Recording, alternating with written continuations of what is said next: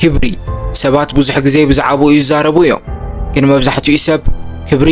ካብ ደገ ዝመጽእ ህያብ እዩ ዝመስሎ ካብ ሰባት ክንልምኖ ክንደልዮ ወይ ክንቃለሰሉ ንፍትን ግን ሓደ ምስጢር ክነግረካ ሎሚ ክብሪ መስትያት እዩ ንስኻ ንነፍስኻ ትህባ ዋጋ ኣብ ዓይንቲ ሰባት ተንጸባሪቑ ናባኻ ይምለስ ንነፍስኻ ትዕዘባ ዶ ኣብቲ ጸጥ ዝበለ እዋን ምስ ነፍስኻ ጥራይ ክትከውን ከለኻ ንነፍስኻ ከመይ ጌርካ ኢኻ ትዛረባ እቲ ንነፍስኻ ትዛረቦ ቃላት ንዓለም ከመይ ጌራ ክትሕዘካ ከም ዘለዋ ትእዛዝ ይህባ ሓደ ሰብ ኩሉ ግዜ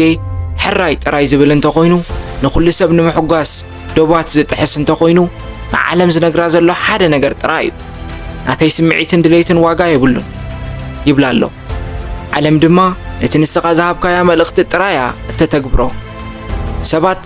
ስለምንታይ ኣይኽብሩንን ኢልካ ቅድሚ ምሕዛንካ ንነፍስኻ ሓደ ሕቶ ሕተታ ኣነ ንነፍሰይ ክሳብ ክንደይ የኽብራ ርእሰ መስዋዕቲ ሰልፍ ሳክሪፋይስ ምስ ትሕትና ይተደናግሮ ትሕትና ማለት ካልኦት ሰባት ከም ዘለዉ ምፍላጥ እዩ ርእሰ መስዋዕቲ ግን ንነፍስኻ ከም ዘየለኻ ጌርካ ምቁፃር እዩ መንነትካ ክትቀብር ከለኻ ሰባት ኣብ ልዕለይኻ ክስጉሙ መንገዲ ትኸፍተሎም ኣለኻ ክብሪ ማለት ድምፂ ምዕባይ ኣይኮነን ወይ ድማ ንሰባት ምፍርራሕ ኣይኮነን እቲ ዝዓበየ ክብሪ ኣብ ስቕታ እዩ ዝርከብ ኣብቲ ኣይፋለይን ክትብል ከለኻ ዘለካ ምርግጋእ ኣብቲ ሰባት ንዶባትካ ክጥሕሱ ከለዉ ብህድኣት ደው እትብለሉ ስልጣን ኣብኡ እዩ እቲ ሓቂ ዘሎ ሓደ ሰብ ንነፍሱ ምስ ዘኽብር ካልኦት ሰባት ክፈትውዎ ወይ ክጸልእዎ ብዙሕ ኣይጭነቕን እዩ ምክንያቱ ዋግኡ ካብ ምስጋና ሰባት ዝመጽእ ስለ ዘይኮነ ብዙሕ ግዜ ሰባት ከየኽበሩና ዝተርፉ ንሕና ንነፍስና ስለ ዘየፍቅርናያ እዩ ፍቕሪ ነፍሲ ማለት ትዕቢት ኣይኮነን ፍቕሪ ነፍሲ ማለት ንጉድለትካን ንጥንካረኻን ተቐቢልካ ኣነ ሰብ እየ ዋጋ ኣለኒ ክኸብር ድማ ይግባኣኒ ኢልካ ምስ ነፍስኻ ዝገበርካዮ ውዕል እዩ እዚ ውዕል እዚ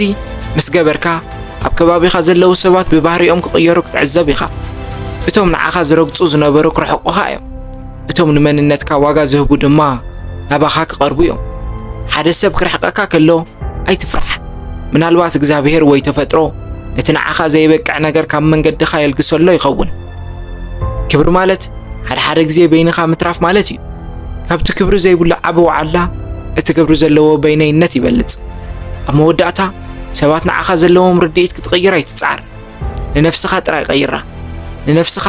ሕለፈላ ንነፍስኻ ቃላት ክሃባ ንነፍስኻ ግዜ ሃባ ንስኻ ንነፍስኻ ክትሕብሕባ ከለኻ ዓለም ብምልእታ ክትግደሰልካ